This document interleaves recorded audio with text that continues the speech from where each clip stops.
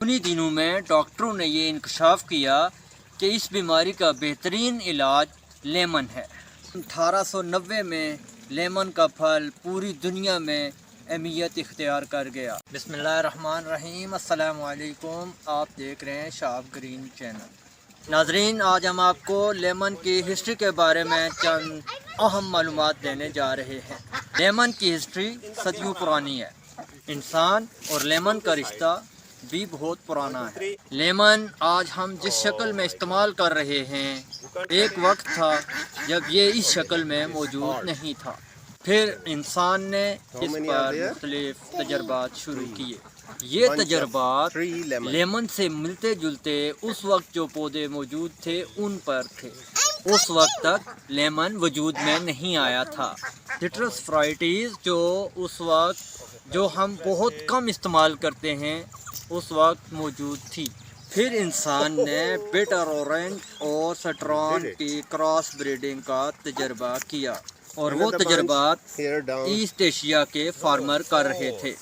ان farmer کے تجربات کے نتیجے میں لیمن وجود میں آیا۔ یہ وہی پھل ہے جو آج ہم استعمال کر رہے ہیں، اور اس کے اندر بیج بھی موجود ہے۔ لیمن کی بے شمار ورائٹیز ہیں۔ کچھ ورائٹیز بیج والی ہیں اور کچھ سیڈ لیس ہیں۔ لیمن کا پودا سب سے پہلے ایسٹ ایشیا میں تجربات کی روشنی میں وجود میں آیا۔ ناظرین، کولمبس جب امریکہ پہلی دفعہ گیا تو وہ اپنے ساتھ کچھ بیج لیمن کے لے کر گیا، اور اس نے وہاں ان کو اگایا، اور اس طرح امریکہ میں پہلی دفعہ جو لیمن کا پودا ہے اس طرح اگایا گیا۔ پوری دنیا میں امریکہ اس وقت پوری دنیا کی پیداوار کا جو 25% وہ امریکہ پیدا کر رہا ہے۔ ناظرین، ابتدائی تجربات کے بعد بھی لیمن کو پھل یا سبزی کا درجہ نہیں ملا تھا۔ لوگ اس کو بہت زیادہ اہمیت نہیں دیتے تھے۔ 18ویں صدی کے آخر تک اس کو ایک جنگلی پھل کے طور پر جانا جاتا تھا۔ ناظرین، 1890 میں لیمن کا پھل پوری دنیا میں اہمیت اختیار کر گیا۔ اس وقت پوری دنیا میں ایک اسکروی بیماری کا بہت زور تھا، جس بیماری میں انسان کے اندر وٹامنز اور منرلز کی کمی ہو جاتی ہے، جس سے انسان کی ہڈیاں اور بدن متاثر ہوتا ہے۔ انہی دنوں میں ڈاکٹروں نے یہ انکشاف کیا کہ اس بیماری کا بہترین علاج لیمن ہے، کیونکہ لیمن کے اندر وٹامن سی کی بہت مقدار ہوتی ہے۔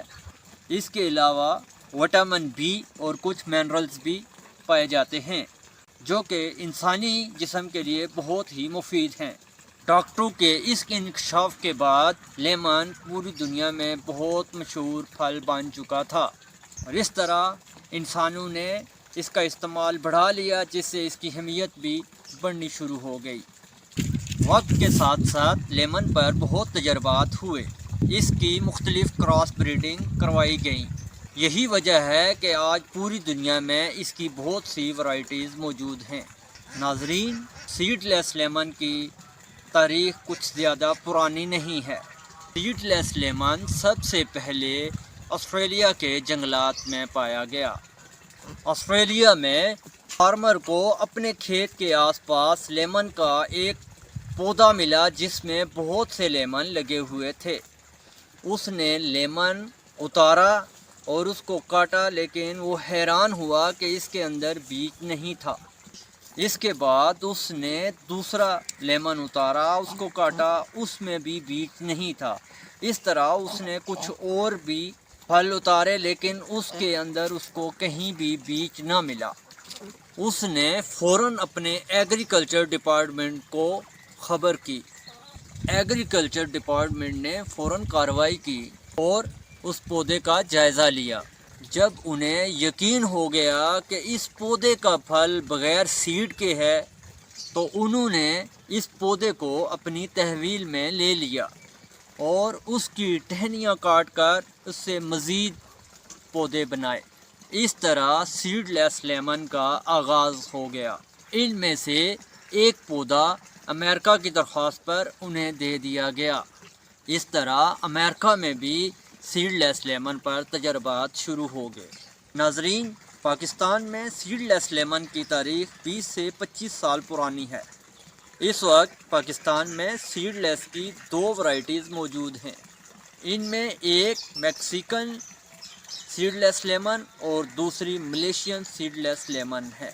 ناظرین، ایگریکلچر ماہرین کے مطابق میکسیکن سیڈ لیس پیداوار میں بہت بہتر ہے، البتہ ملیشین سیڈ لیس لیمن میں بھی بہت سی خوبیاں ہیں، اس کی وجہ سے بہت سے لوگ اسے بھی استعمال کرتے ہیں۔